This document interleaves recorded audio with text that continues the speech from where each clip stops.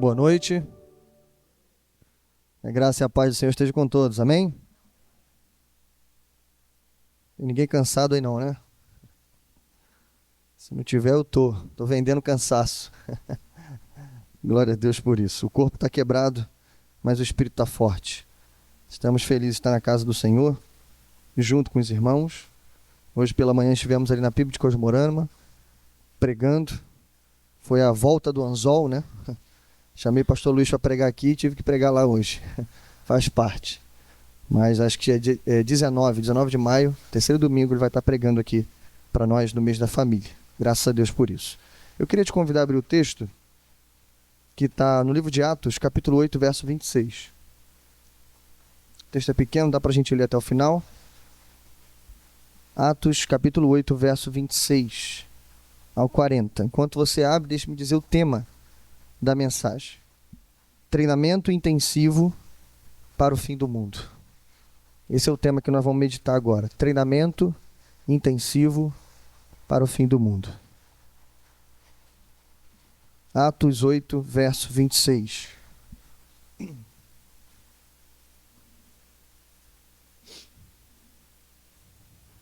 Bem? Diz assim o texto.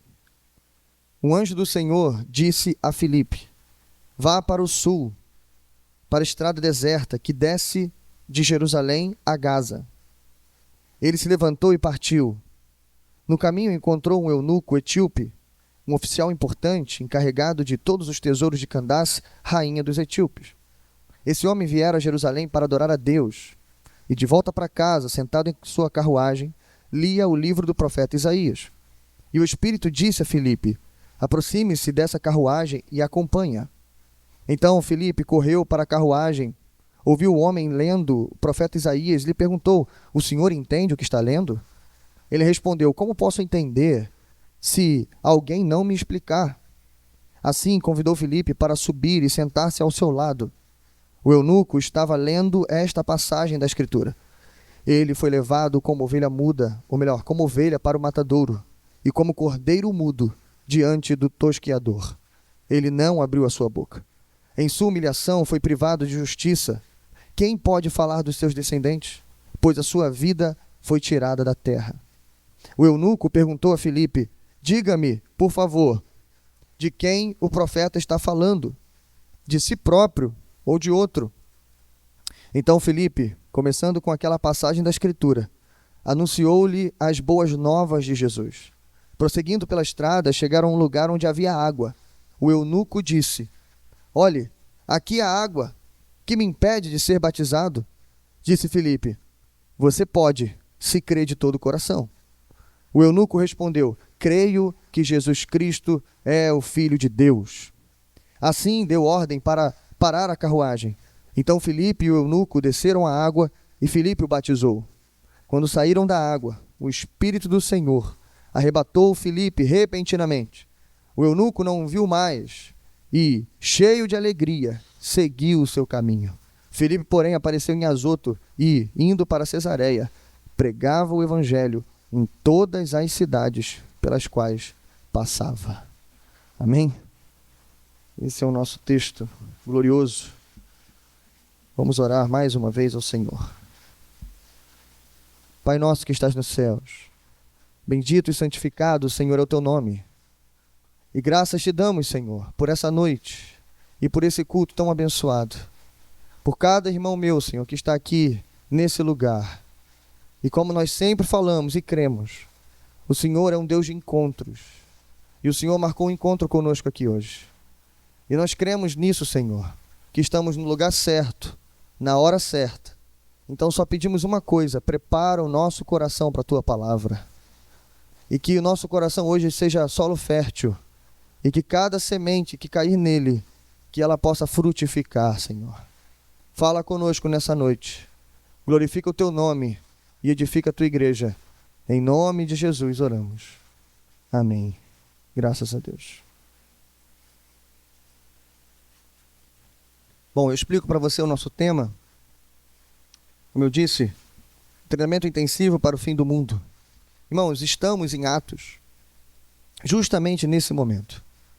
Estamos a caminho Fim do mundo aqui se refere aos confins da terra. Você lembra da ordem de Jesus Cristo? Fiquem em Jerusalém, porque vocês receberão poder do alto. Logo depois serão minhas testemunhas, tanto em Jerusalém, quanto em toda a Judéia, Samaria e até os confins da terra. Um breve resumo do que vimos aqui em Atos é que, após a morte, o martírio do diácono Estevão, nós vimos que uma grande perseguição ali começou. Estevão foi o primeiro mártir, mas a perseguição não parou. Pelo contrário, ela escalou. E logo depois toda a igreja começou a ser perseguida, ao passo em que os irmãos foram dispersos por toda a região, Judéia e tantos outros lugares, chegando até Antioquia. Mas a palavra, no início do capítulo 8, irmãos, também dá uma notícia boa para a gente. Diz que cada um desses irmãos dispersos, ao mesmo tempo que sepultavam Estevão, saíam pregando e anunciando esse nome de lugar em lugar. Estavam sendo perseguidos, empurrados para o mundo, mas enquanto isso, pregavam corajosamente a palavra do Senhor. Bom, o capítulo 8 ainda mostra mais um diácono. E a gente vai ficando cada vez mais assustado com o livro de Atos. Quantos diáconos valorosos, pregadores da palavra de Deus. E esse diácono passou já por Samaria, cumprindo essa palavra. Jerusalém, Judéia e agora Samaria. E em Samaria, irmãos, um resumo rápido, o que aconteceu ali foi o que a gente chamaria hoje de uma cruzada evangelística, com direito a tudo ali. Teve conversões em massa, teve cura, libertação, tudo que você puder imaginar de bom. Teve, aconteceu ali. Ao passo em que os apóstolos ouviram a notícia, foram até lá, impuseram as mãos e o Espírito Santo desceu naquele lugar. A gente viu que isso é como se fosse uma espécie de segundo Pentecoste que acontece, para unir cristãos agora samaritanos e cristãos judeus. Não há duas igrejas, não há dois cristianismos, não, é um só Senhor, um só batismo, e agora estão debaixo do mesmo Espírito Santo. Bom, esse é o resumo do livro de Atos. E olhando para a ordem de Jesus, irmãos, o que resta agora? Depois de Samaria, já estamos nos confins da terra. Só que no livro de Atos e na história bíblica, o que a gente vê aqui é uma espécie de parêntese nessa história. De Samaria não vamos direto para os confins. Pelo contrário, do capítulo 8 ao capítulo 10, eu acredito que essas passagens funcionam como isso que eu disse, uma espécie de treinamento. É como se Deus olhasse para o seu povo, para a sua igreja e para os apóstolos e dissesse assim: olha, antes dos confins da terra, tem algumas lições que eu preciso ensinar para vocês. Veja o nosso texto, por exemplo. Ele é basicamente, simplesmente, não a gente indo nos confins da terra, mas alguém dos confins da terra vindo até a gente. Literalmente, um africano, etíope, ainda como bônus, eunuco, para melhorar a situação, para não dizer o contrário. Como se Deus estivesse dizendo assim: é gente assim que vocês vão encontrar nos confins da terra. Então deixa eu preparar vocês primeiro para o que vocês vão ver. Bom, a grande lição que vamos aprender é essa. Antes do fim do mundo, precisamos lembrar algumas coisas. Que nossa missão não é aleatória, mas precisa. Não está preocupada com multidões, mas com indivíduos. Não deixa pessoas do lado de fora, mas se coloca ao lado. E quando o reino chega, ele transforma tudo. Ele te dá um novo nome, um novo motivo e uma nova família. Você pode dizer amém? Bom, treinamento intensivo, então, ele é baseado nesse texto com 3 lições bem rápidas. Eu quero que você me acompanhe. Verso 26, direção, capacitação e aceitação. Primeiro, direção, na estrada certa, com a pessoa certa. Verso 26, nos dá conta disso. Vamos de 26 ao 29, diz assim: o anjo do Senhor disse a Filipe: vá para o sul, para a estrada deserta, que desce de Jerusalém a Gaza. Ele se levantou e partiu. No caminho encontrou um eunuco etíope, oficial importante, encarregado de todos os tesouros de Candace, rainha dos etíopes. Esse homem viera a Jerusalém para adorar a Deus e, de volta para casa, sentado em sua carruagem, lia o livro do profeta Isaías. 29. E o Espírito disse a Filipe: aproxime-se dessa carruagem e acompanha. Inicialmente, irmãos, a primeira coisa que a gente, quando olha para esse texto, a gente aprende, já que estamos a um passo da grande expansão do Evangelho indo a todas as nações, a primeira coisa, a primeira lição que Deus vai ensinar para a sua igreja é que isso não vai acontecer sem a direção do Espírito Santo.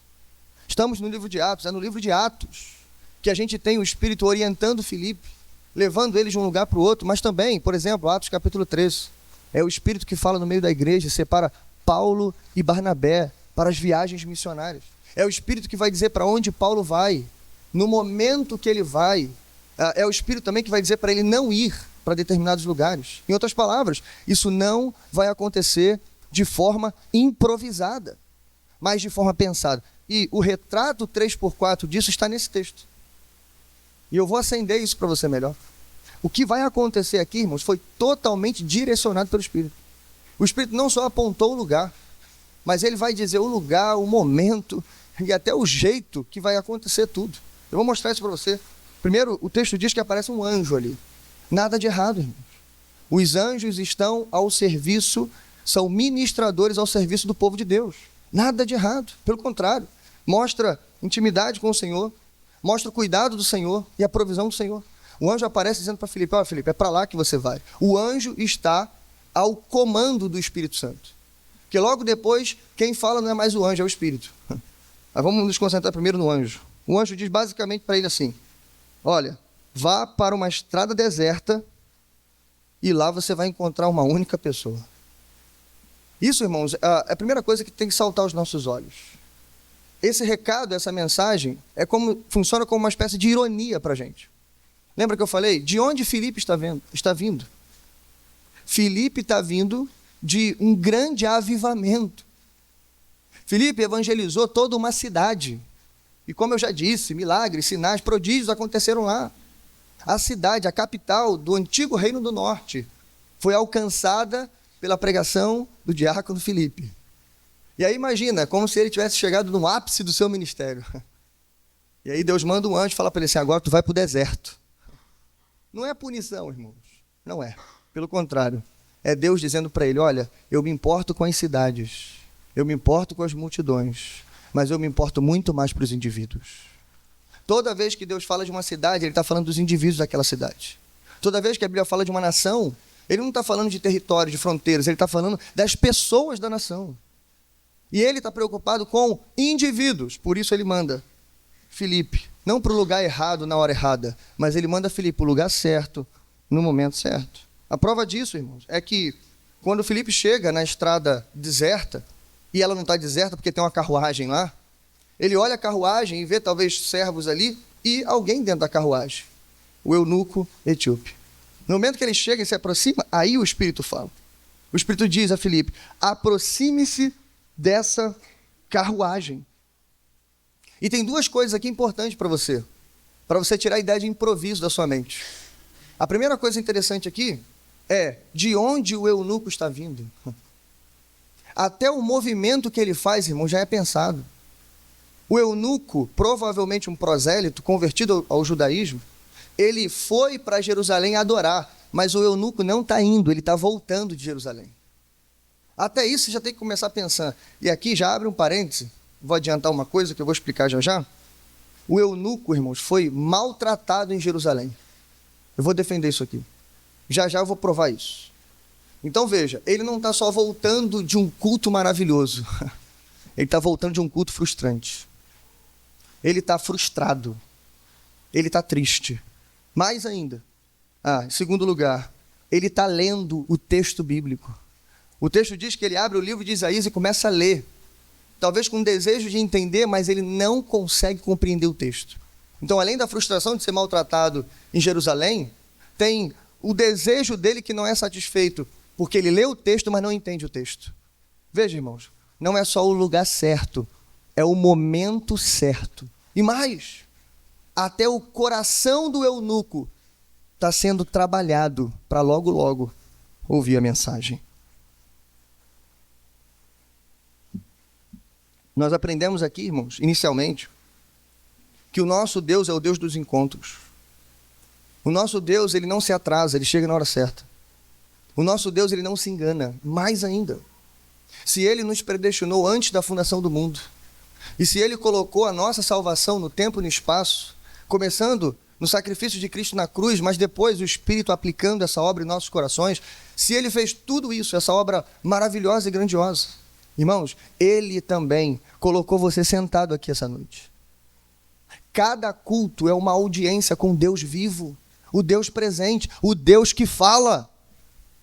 E se você perder essa noção de vista, o culto vai se resumir à apresentação da banda e à performance do pastor que prega.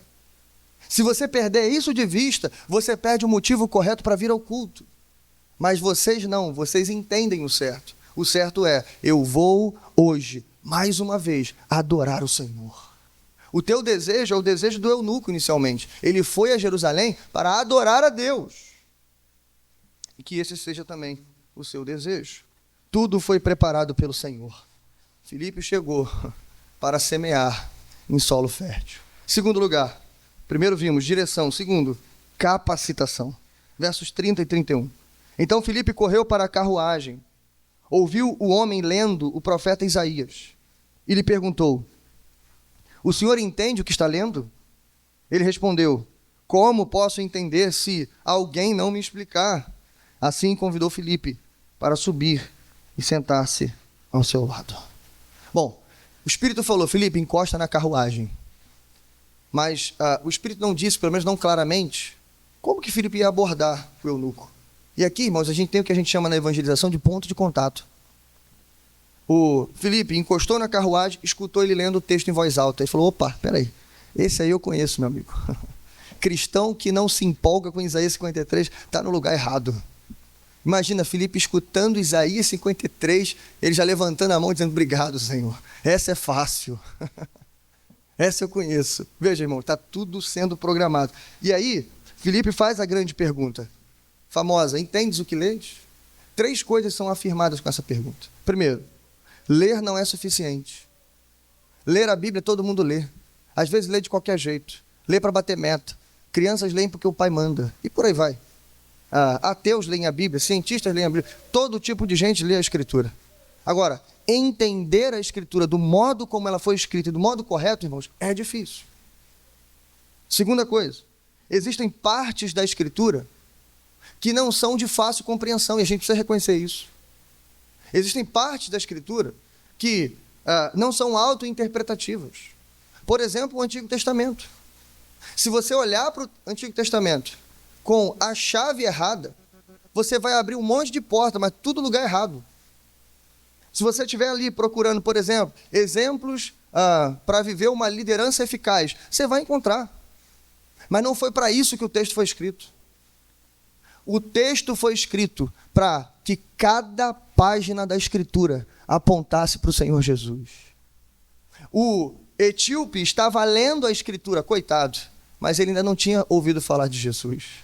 E sem Jesus não dá para entender a Escritura. Mais ainda, não dá para entender o simples Isaías 53. Quando Filipe der a senha para ele, ele vai entender. Terceiro, o Espírito usa pessoas para nos ensinar. Você concorda comigo que o Espírito podia ter aparecido num clarão para o etíope? Ou enviado um anjo, como vai aparecer para outras pessoas na Escritura?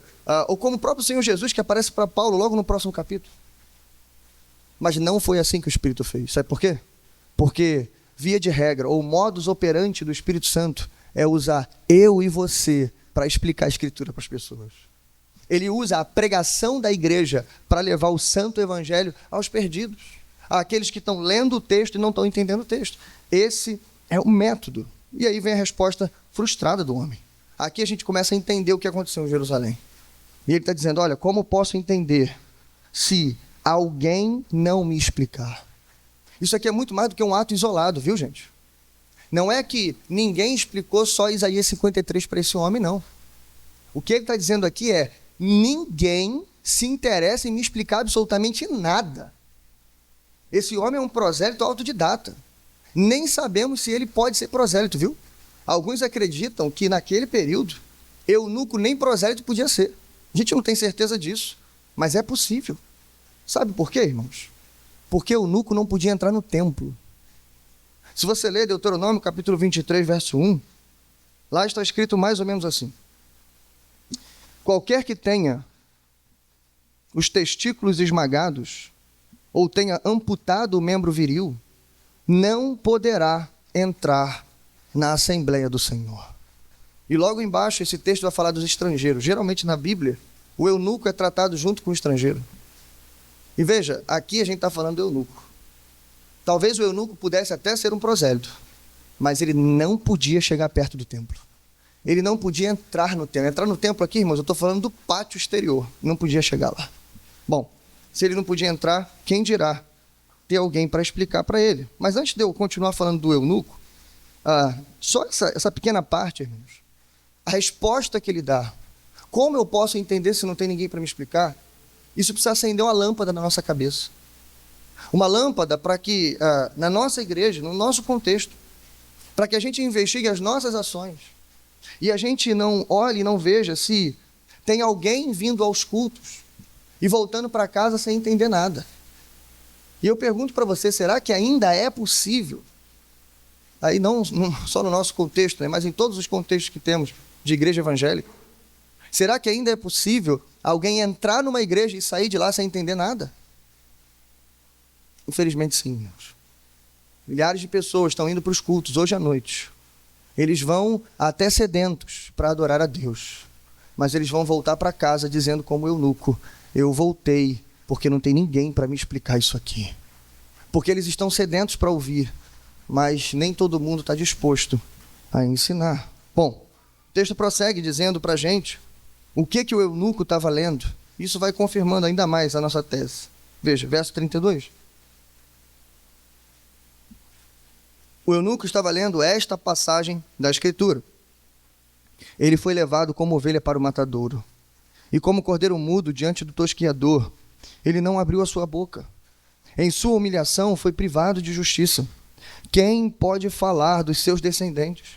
Pois a sua vida foi tirada da terra. E aí o eunuco perguntou a Filipe, diga-me, por favor, de quem o profeta está falando? De si próprio ou de outro? Então Filipe, começando com aquela passagem da Escritura, anunciou-lhe as boas novas. Como eu disse, até a passagem que ele está lendo é a passagem certa. E aí, irmãos, como eu disse, ele não consegue entender isso. Ele vira para Filipe e pergunta, Filipe, me explica esse negócio aqui. Mas antes de eu explicar a conexão desse texto, deixa eu falar um pouquinho mais sobre o eunuco. O eunuco, irmãos, era uma figura estranha no mundo antigo. Era uma figura desprezada. Esse eunuco em particular, no seu palácio, no seu contexto, ele era até alguém importante. Ele era um chefe dos servos da rainha de Candace, a rainha lá dos etíopes. Lá talvez ele tivesse até algum prestígio, mas tão logo saísse do palácio, era desprezado. Assim que funcionava a sociedade. A sociedade desprezava e menosprezava os eunucos. Ponto. Para endossar isso, há um escritor do segundo século, chamado Luciano de Samosata, que ele escreve um trecho. E ele imprime para a gente como é que a sociedade trata o eunuco. Escute isso. Essas pessoas deviam ser excluídas, não apenas do debate filosófico, ou não apenas da filosofia, mas até mesmo dos templos, dos recipientes de água sagrada e de todos os lugares de assembleia pública.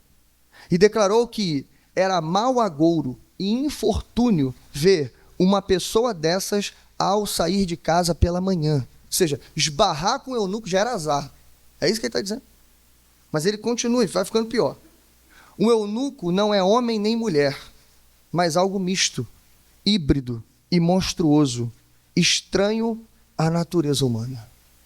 Essa é a declaração, né, de Luciano de Samosata sobre o eunuco. Mas acredita-se que isso imprimia o pensamento da sociedade. Eunuco era desprezado. E ele era mais desprezado ainda pelo ponto de vista social. Porque o eunuco era alguém que, mesmo que ele quisesse, ele não podia contribuir socialmente. Porque ele não podia engravidar ninguém. Mesmo depois que acabasse o seu serviço, ele não poderia formar uma família.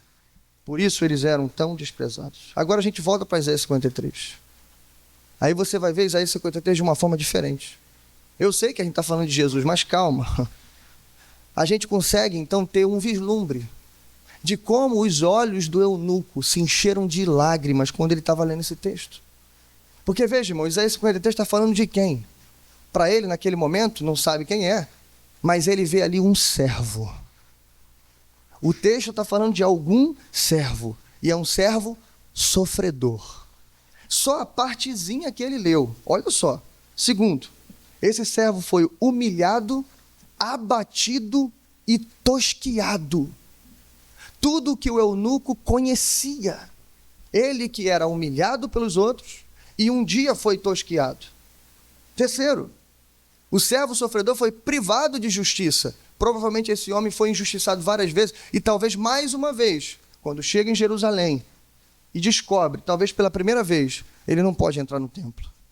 Quarto lugar, o texto ainda fala da sua descendência. Olha o que diz o texto, lá no finalzinho do verso 33. Em sua humilhação foi privado de justiça. Quem pode falar dos seus descendentes? Pois a sua vida foi tirada da terra. Então ele está olhando para um servo que foi humilhado, rebaixado, injustiçado, e que no final o texto ainda pergunta, e a sua descendência? Ele foi retirado da terra. Ah, irmãos, o eunuco olha para esse texto e por um breve momento, uma lâmpada de esperança pode ter acendido no seu coração. Ele pode ter pensado assim, eu cheguei em Jerusalém e disseram, não há lugar para mim aqui. Mas o que eu estou lendo em Isaías parece me dar uma direção. É nesse momento que Filipe encosta na carruagem. Por isso que o texto termina dizendo que, começando nesse texto e passando por outros, a exemplo de Cristo, né, ele anunciou as boas novas sobre Jesus Cristo. Olha, irmãos, deixa eu tentar mostrar isso melhor para você, mas a pregação de Filipe, irmãos, não foi tão difícil.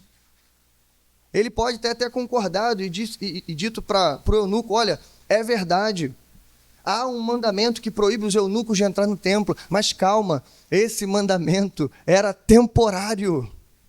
Se você continuasse a leitura de Isaías, logo, logo você esbarrar num texto que fala sobre você. Olha o que está escrito, irmãos.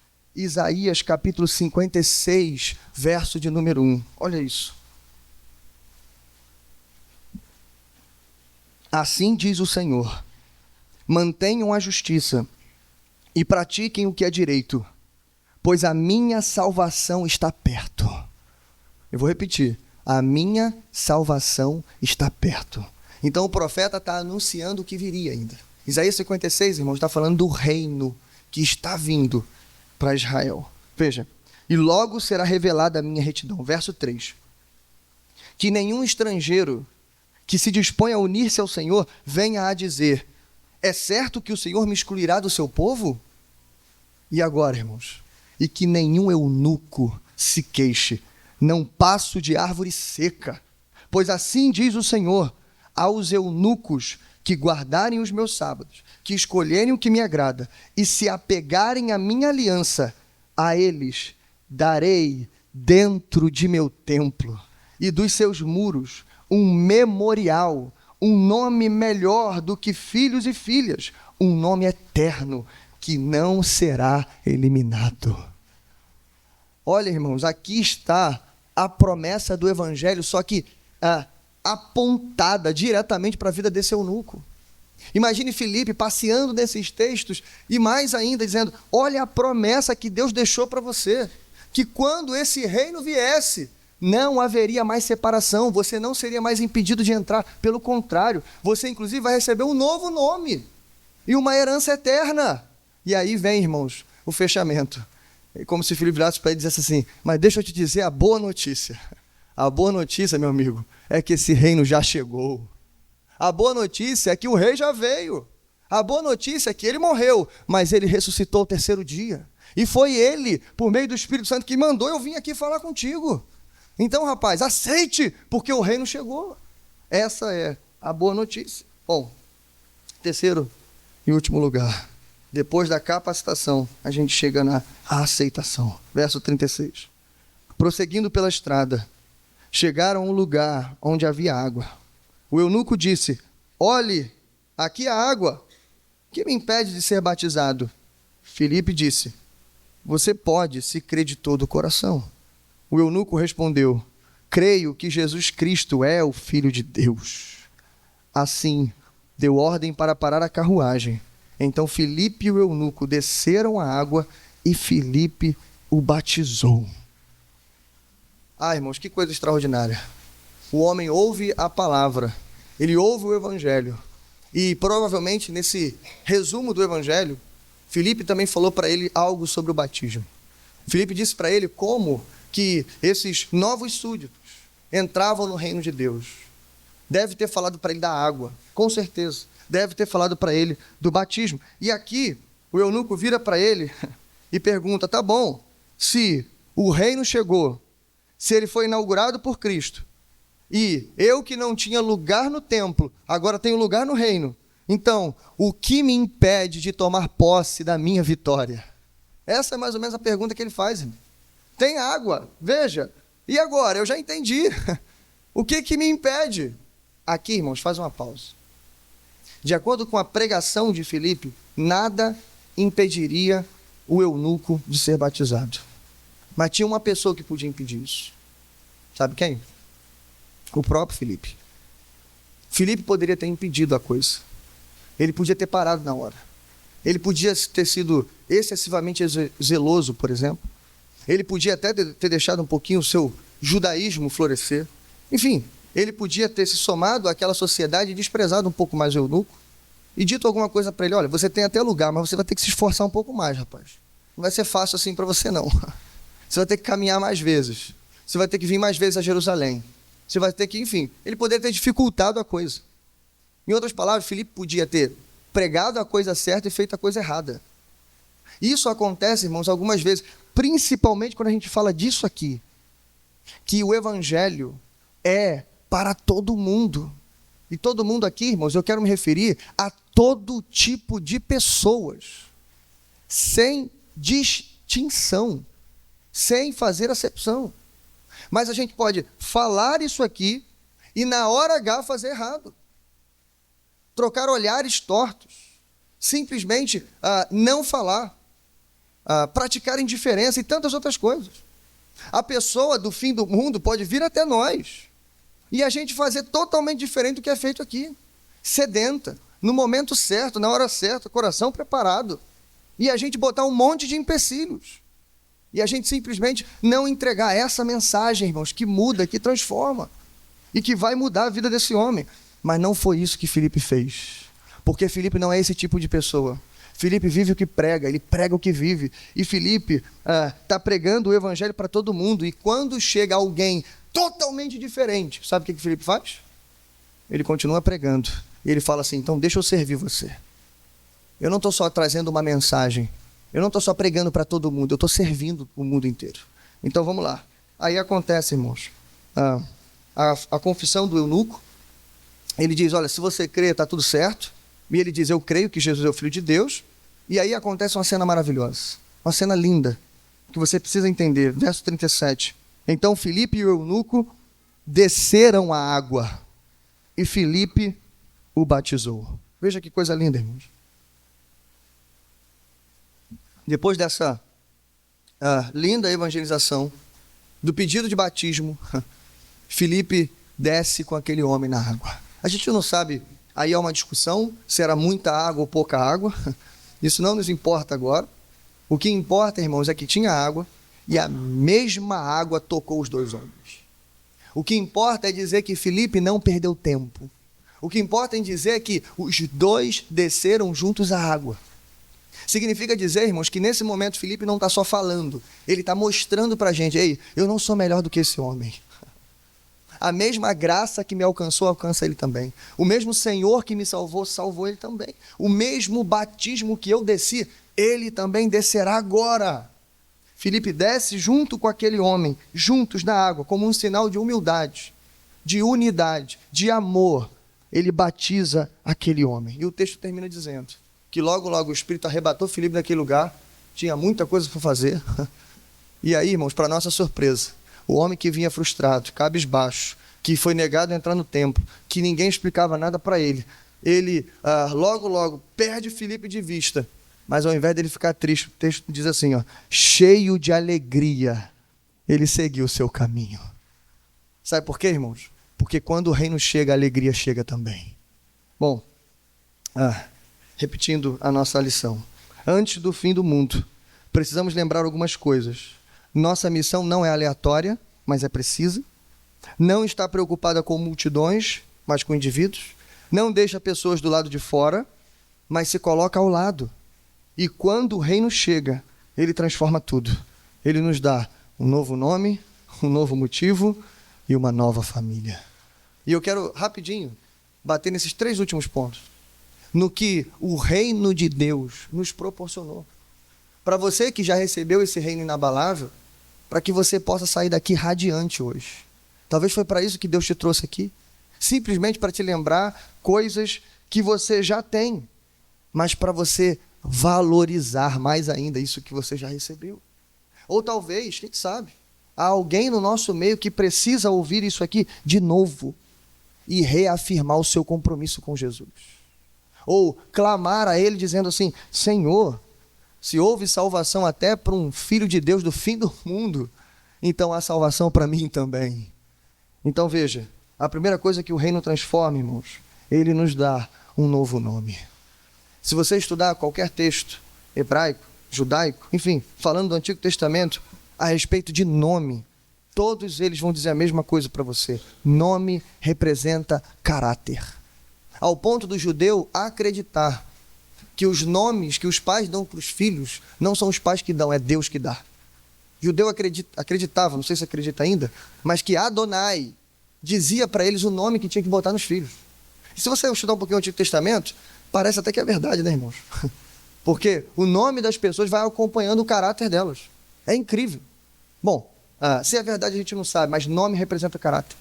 E por que essa promessa de que quando o reino chegasse, por exemplo, dos eunucos, Deus mudaria o nome deles?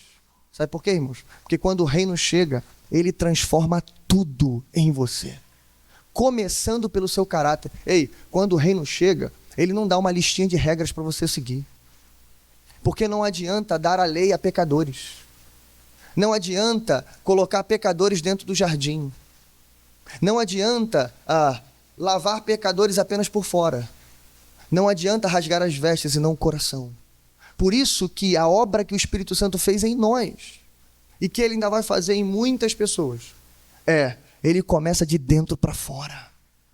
Ele começa transformando o nosso coração, idem, o nosso caráter.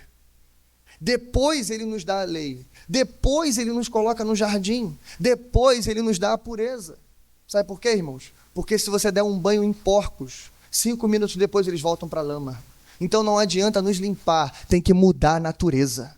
E é isso que esse reino promete. Ele transforma tudo, começando pelo caráter. Segundo, depois do nome, ele nos dá um novo motivo.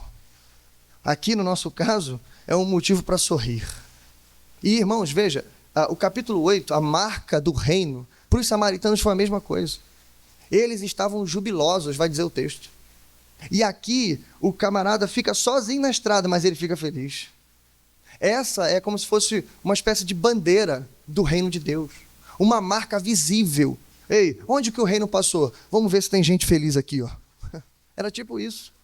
Onde o reino toca, ele muda sentimentos, irmãos. O camarada voltava para casa triste, decepcionado, frustrado, sem muita expectativa. Mas e agora? Como é que vai ser a outra metade do caminho? Não sei nem se era metade. Mas como é que vai ser o caminho de volta agora? Feliz, irmãos. Jubiloso. Imagina agora, ele voltando para o texto de Isaías. Talvez ele só tivesse esse rolo ali. E ele lendo Isaías agora, mas ele se apropriando de tudo aquilo. Eu não leio mais do lado de fora. Eu estou do lado de dentro.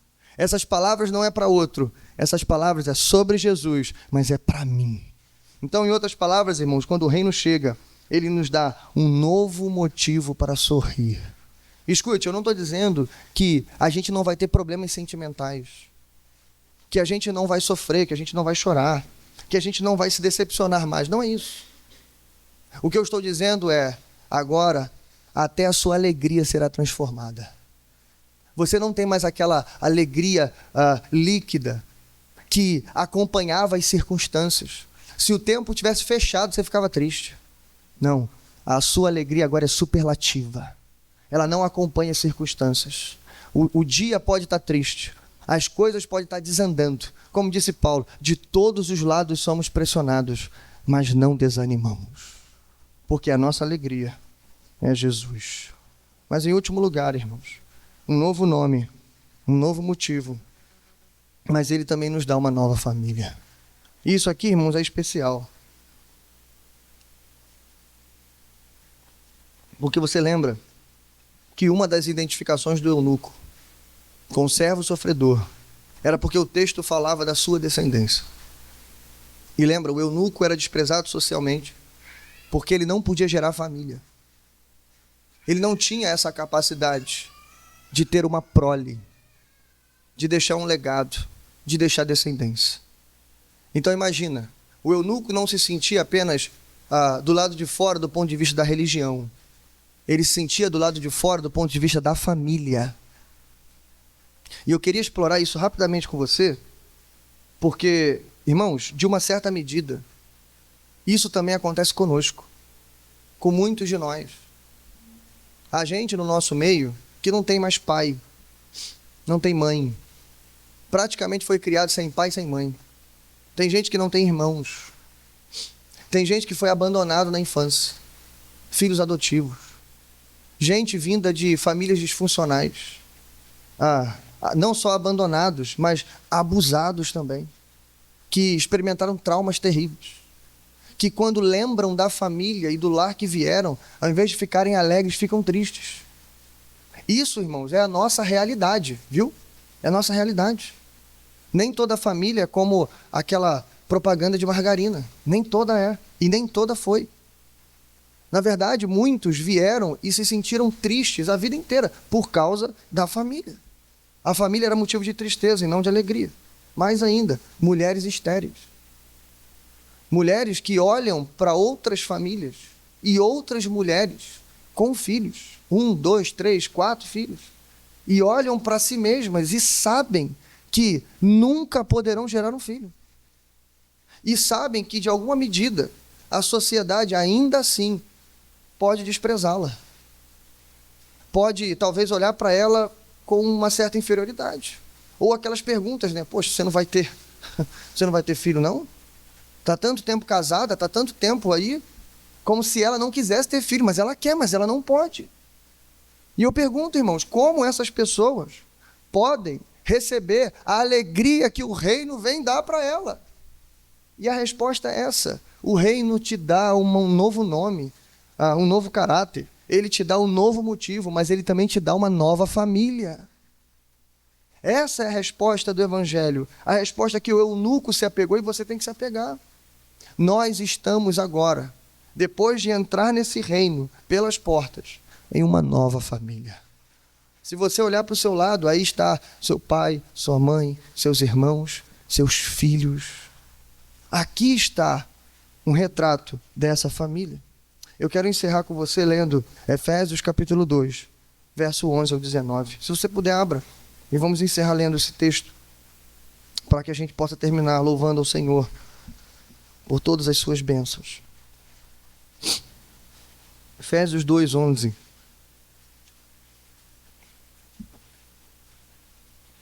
Diz assim o texto: portanto, lembre-se de que, anteriormente, vocês eram gentios de nascimento, e que naquela época vocês estavam sem Cristo, separados da comunidade de Israel, sendo estrangeiros quanto às alianças da promessa, sem esperança e sem Deus no mundo, mas agora, em Cristo Jesus, vocês que antes estavam longe, foram aproximados mediante o sangue de Cristo, pois Ele é a nossa paz, o qual de ambos fez um, e destruiu a barreira, o muro de inimizade, anulando em seu corpo a lei dos mandamentos expressa em ordenanças.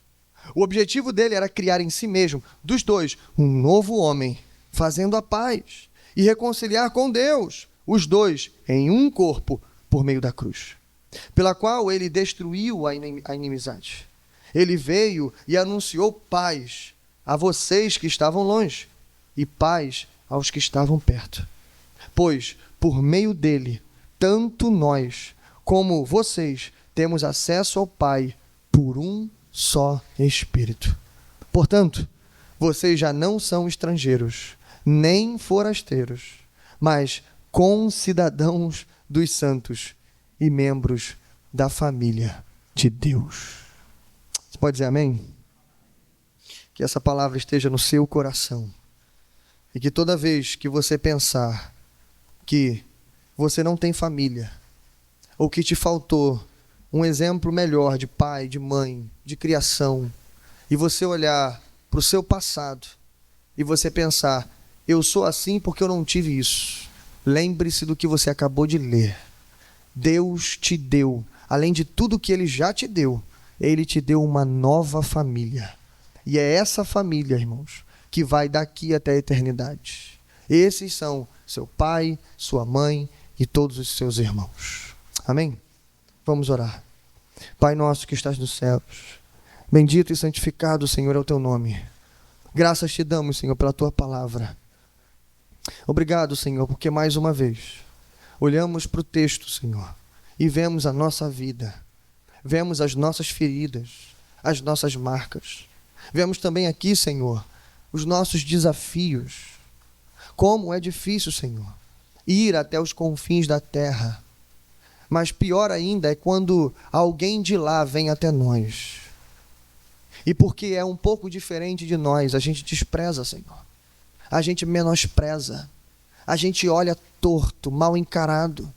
E ao invés de receber, a gente coloca para fora, Senhor.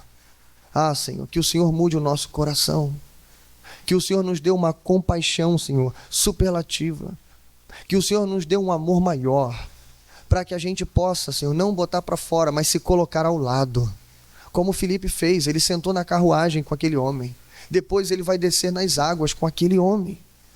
Dizendo, ei, a mesma graça que me salvou, salvou você também. Então, Senhor, nos dá essa mesma disposição de coração. E como ouvimos aqui hoje, nós precisamos, Senhor, da tua direção. Então nos dá direção, nos dá capacitação, nos dá força, Senhor. Nos dá vigor, nos dá coragem para pregar a tua palavra, Senhor. E quando todas essas pessoas, Senhor, chegarem até nós, que haja lugar para elas no teu reino. Elas chegarão aqui, Senhor, quebradas, sujas, enfeitadas, totalmente, Senhor, deturpadas, talvez, com aparências, Senhor, mais escandalosas do que outras. Mas deixe que venham. O Evangelho é para elas também. E é esse mesmo Evangelho que traz essas pessoas, é o mesmo Evangelho que transforma tudo nelas. Então, Senhor, nos usa para isso. Que sejamos nós aqueles que vão explicar as boas novas para essas pessoas. Nós oramos, Senhor, certos de que o Senhor está entre nós e de que temos, Senhor, a alegria do reino entre nós. Que essa alegria seja cada vez mais palpável. Que em cada dia, em cada momento, Senhor, o Senhor renove essa alegria dentro do coração e dentro dos nossos lares. Fica conosco, Deus, em nome de Jesus. E nós oramos. Amém e amém. Graças a Deus.